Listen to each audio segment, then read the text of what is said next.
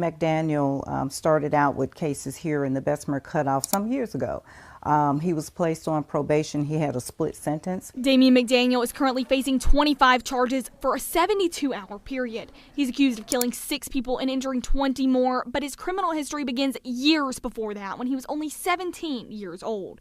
In 2019, McDaniel was arrested on counts of attempted murder in Bessemer. Damian McDaniels pled guilty on 2 charges of attempt murder within the Bessemer Cutoff jurisdiction in 2023. He was sentenced to serve 15 years in that case, but was released after 2 of them. McDaniels was given 3 years probation. A part of your conditions of probation, you're not supposed to be around injurious and vicious people, not be around in disreputable places or around people with bad character.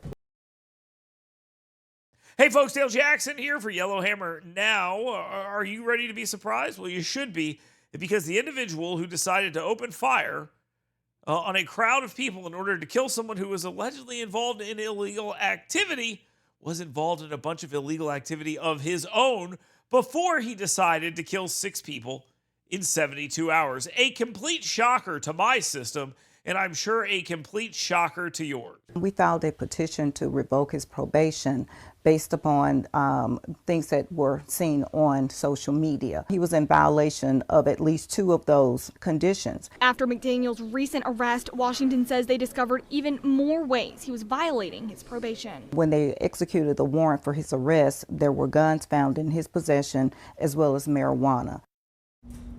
So why was McDaniel released? I found out after pleading guilty. A judge suspended 13 years of that 15-year sentence. He was also given credit for time served, which allowed him to be put out on probation and released. McDaniel is behind bars tonight with no chance of bailing out ahead of his trial. He's due back in court next month for that probation violation. Now, after this shooting, we heard again about Glock switches and guns and all sorts of other things, but that's not really the issue here. The issue here is a culture of crime and violence and no consequences. If this individual had been punished to the fullest extent of the law every single time he interacted with law enforcement, none of this would have ever happened. Sorry, and that's just a simple fact of the matter. Are you saying lock people up and throw away the key? Yeah, I'm saying lock people up and throw away the key. And if you want to get a hold on all the crime that is overtaking Birmingham and a lot of the big cities in this country, all of the big cities in this country, well, then it's exactly what you have to do. You have no choice. You can ban all the guns you want. These people are going to get them illegally.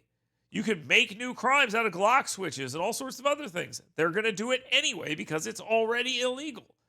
The only thing that keeps people safe is taking people like Damian McDaniel and putting him in a jail cell and leaving him there for long periods of time. And every time he does something, he goes back into that jail cell and he stays there for a long period of time. We don't need blue ribbon commissions to discuss this and look at crime and all these other things. The answer is arrest criminals, incarcerate criminals, keep criminals incarcerated, and when they become criminals again, incarcerate them again.